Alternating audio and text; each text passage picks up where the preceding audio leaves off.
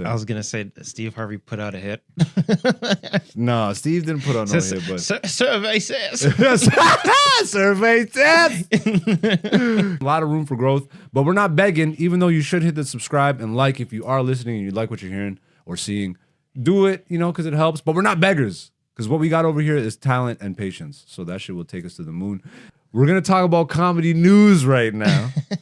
And, I don't know if you guys have been on the internet and seen all the news. My nigga, Katt Williams done motherfucking took a flamethrower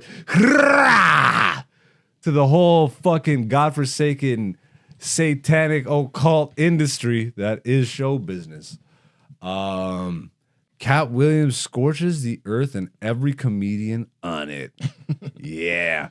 I want to talk about the fucking Steve Harvey shit. There's stuff that he said, and I'm so happy, bro. The internet is clapping on all this shit, bro. They're picking up on all of it. I remember being a kid, bro.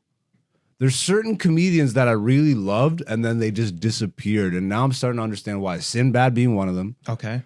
Mark Curry, Okay. Mark Curry Yeah. being another one.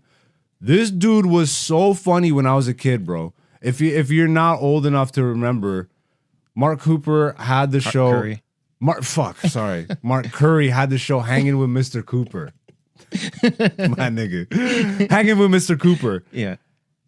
And the show, he was a teacher or a principal, one of the two. It was essentially what the Steve Harvey show is. Okay. Steve Harvey's show was a direct... Bro, I remember scratching my head as a kid because I would go and watch Hanging with Mr. Cooper. There's still a scene that I remember, something about a toothbrush. There's a whole episode with a toothbrush. Anyways, I would watch that. It was either in Canada, it was on Family Channel or Comedy Network, one of the two. And then I'd flip to BET and I'd be watching fucking the Steve Harvey show. I'm like, this is the same show. But of course, I had no idea about the business side of shit or that Steve Harvey's for sure a thief. Like, for sure a fucking thief. Yeah. Fuck. Bro, it's so obvious that he wasn't funny even back in the day. Yeah. Shit, I'm so happy this shit's coming out. Because, like, I don't want to get too deep into conspiracies about Bernie, but there's a lot of crazy conspiracies around his death. Okay? And it's been hella known that him and Steve had beef and all this shit, but like they'd suppress that nigga, bro. The industry did. And those niggas, what were you gonna say? What do you want to say? I was gonna say Steve Harvey put out a hit. No, Steve didn't put out no hit, but survey says. Survey says. Kill this nigga. Oh, R.I.P. Bernie, man. Absolute legend. Fuck a Steve Harvey. Ugh. It was just nice to see him talk about that. It was nice to see Mark Curry get his flowers. It was nice to see Gary Owen get his fucking flowers. This funny ass white boy who I was watching back on BET Comic View as a kid. Still, bro, it's fucking real, nigga. It's a cabal. It's a consortium. They fucks with who they fuck with, and they don't with who they don't. It's a cabal. It's a consortium. In my 13 years, low level in show business, in Canadian show business, even smaller than the actual fucking larger scene in the States and what show business actually is, it's in the States. At this level, the fucking sliminess that I've seen, the switch up in people, the opportunities that fucking lames, bro, get. Lames, bro. You think the funniest are on these festivals and on your TV screens. Lames, nigga. And now you know some of them were gulp, gulp. Gulp, gulp, gulp, gulp. Can I get that TV show, massa? Gulp, gulp, gulp, gulp. It was just nice to hear him fucking... The reason Gary Owen didn't cross over is because he wouldn't do this shit. And you know what? Gary came out and confirmed this shit on his podcast or whatever. Gary talked about literally someone. He's like, I was in a meeting one time and I think this is the moment. He's saying, this is the moment where I find out if I would suck a dick for money. And he's like, I didn't. And guess what? Gary Owen ain't been nowhere on a major platform, but he's one of the funniest dudes, bro. And he's also like, he's a black comic, but he's a Yeah. white dude. So Yeah. he's like he's a nigga, bro. Yeah. And black people know this. Yeah, Like, exactly. his comedy is geared towards black audiences. So like the fact that they couldn't find an audience or platform a white dude who speaks to black people, nigga, you put Eminem on. Get the fuck out of here, nigga. Put that dude on. You talking about the industry can't put a black guy on that or a white guy on that speaks to black people. Well, you told me that Eminem spoke to me, and you know what that nigga was saying? Kill my girlfriend. So like Gary Owen wasn't telling me to do none of that shit. So who really spoke to black people? It's not that Eminem spoke to black people, it's that he spoke like black people. There it is. All right. I'm sorry. This isn't a woke podcast, nigga.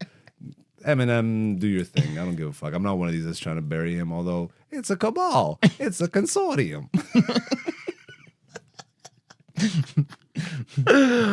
Oh shit. Katt talked about so much stuff. The ludicrous stuff. Him being in a me and Ludacris was in that Illuminati meeting. And they told us one of you is gonna make $200 million. You're gonna have to shave your sideburns and all your hair. And Katt never shaved his head. Luda, yo, did you see Luda's response? I didn't see this it. nigga came back with a rap, the most cornball shit ever. I ain't been in no Illuminati yet. I'm at no party. That was bad. That was so bad. I never been to an Illuminati party. I don't do that. I'm a shawty. I don't know. Fucking. It's just so bad. But you know what? Nobody's saying really. And Kevin Hart, bro. I don't know. I think it's What been was your take on that? I think it's been an open thing. And this is the stance I've always been on.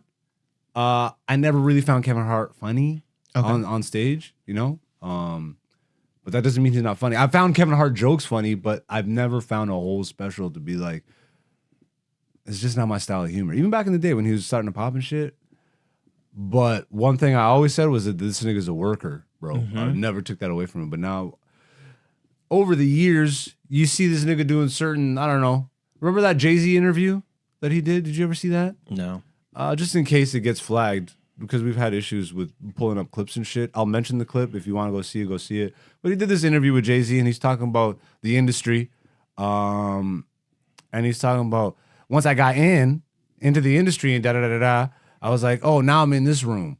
But then what I didn't realize is like, oh, there's a door to another room, and I need to get to that room. Yeah. And it's just the thing becomes about getting to the more exclusive room or whatever. And Jay-Z's like, he's like, shut your mouth, nigga, without telling him to shut up. He literally like, you could see it. And I don't know if this was probably a joke, quote unquote. Like you can, because it's Kevin Hart, it can come across as a joke. Yeah. But he had Kelly Clarkson on the same show, and there's this clip that's floating around too, and she's talking about how the industry will offer you money to do things you don't want to do, and He's Kevin doing Hart's the like, same thing. Yeah. She's like, what? He's like, they're in this room, like all the dress shit. Yeah. Oh my god, fuck, bro. No idols, man. No idols. No idols. Have no idols, bro. Take no idols. I love Martin Lawrence. I still do, bro. I still do. I hold a reverence for Martin Lawrence. But if you remember, before we even get to the Katt Williams thing, back in the day when Dave Chappelle went through his thing, and then he came back from the Africa shit, and he went on Oprah, had that whole interview. Like Dave Chappelle been dropping gems. Yeah. Before even that Oprah interview, he did the Inside the Actors Studio interview. And that's the one where he was talking about Martin Lawrence. He's like, this industry had someone like Martin Lawrence running in the streets, waving a gun, saying they're trying to kill me. He's like, maybe we should stop calling these people crazy and realize that the environment is a little bit sick. And it's not the person type deal. Like he's been dropping gems about this shit. And then he came back like a clone. Anyways. Before the clone shit, he was still Skinny Dave on the Oprah interview. And bro, he's dropping gems again. He's spilling beans. Yeah. But one of the stories that he brings up, this is a legendary story. Everybody brings this up to this day. Before even the Katt Williams interview, he talks about when he was doing Blue Streak with Martin Lawrence. And then all of a sudden he walks into his trailer and there's a dress in his trailer and there's a new scene written. And the fucking producer or whatever walks up and is like, yo, we got this funny new scene. You'll be in a dress. It's so hilarious. All the greats have done it. And then Dave's pushing back. He's like, well, if all the greats have done it, then I don't need to do it. It's played out, right? He's like, no, but and they kept trying to push him. He said they kept trying to push me to the point where they had the director come in and try and pressure him to do it. And once they finally realized, they spent like 2 hours trying to get him to do the scene. And once they finally realized he's not going to do it, he said within 10 minutes they wrote a new scene. And they moved on. Yeah. But that was a Martin Lawrence movie. Blue Streak. Katt Williams in this interview brings up, Martin tried to put me in my first dress. Yeah. And the story that he described, I didn't even think from this perspective, bro. He's like, Martin came up to me. He approached me. He's like, you're my brother. I love what you're doing. I want to support you. Da da da da da. My next movie is gonna be with you. I promise. We're gonna do a buddy cop movie together. And then Katt Williams says he shows up to a meeting with Martin and a bunch of white agents and cast and producers and all that shit, and they drop a script on the table for fucking Big Mama's House 2. And he's like, you're putting this nigga in a dress again? He just wore a dress. We could play anything. We could be a dog catcher. And I never thought about that. I'm like, yo, they could have actually, the next movie didn't have to be in a dress. I never even thought about that. He could have been anything. Because at this point, the plot of the movie is that he went undercover. Yes. That's it. You could go undercover as anything, nigga. Yeah. No, but that cover was so good. It needed a sequel. Yo, bro. Blew my mind because he's Martin again. Yeah. And Martin's career really took off until it didn't. And that's the blueprint of a lot of these niggas that fucking end up you sign on to their program, you end up with a light-skinned, weird-faced wife. The one more thing I will touch on, pause, on this Katt Williams interview. Hey, yo, the Weinstein shit. Okay. Do you remember this part of the interview? Go in. It was probably earlier in the beginning. I don't even remember where it was, but he's like, this nigga wanted to suck my dick in front of my people. Yo. I didn't know the casting couch worked reverse. Like, if that's true, Harvey was out there trying to suck man wiener in front of Katt's agents and apparently Harvey's people. He's like, I'll suck it in front of everybody, baby. This is an open house. What do you want? You want money? You want movies? Just type in Harvey Weinstein photos with people, and you'll see a lot of your favorite people in a photo with them. Mm-hmm. Anyways, that's the comedy recap for this week. That's comedy news for this week. Salutes to OG Katt Williams. He has activated a bunch of comics. This is the year of distractions, but this is also the year of the villain, my nigga. We popping off out here. All the shit, all the darkness is being brought to light, my nigga. So yeah, maybe I actually do have a shot at some success. It's our time, baby. Our time is now. Who knew that actually sticking to our guns and not being, booty munchers. Not that there's anything wrong with that, consensually. But I'm not trying to get no movie role. I'm part of that virgin whole club, just like Katt. And yeah, man. Salutes to all the real out there. Yeah. And fuck all the fucking bitch ass niggas that been making it hard for us out here. Cause it's hard out here for a pimp when you got these bitch ass niggas trying to pay rent. So they do anything that they can. And they suck that fucking wiener from that man just for a goddamn script and a check. But guess what, nigga? You suck shit. And dick. Fuck you. Fuck out of here. Y'all done, nigga.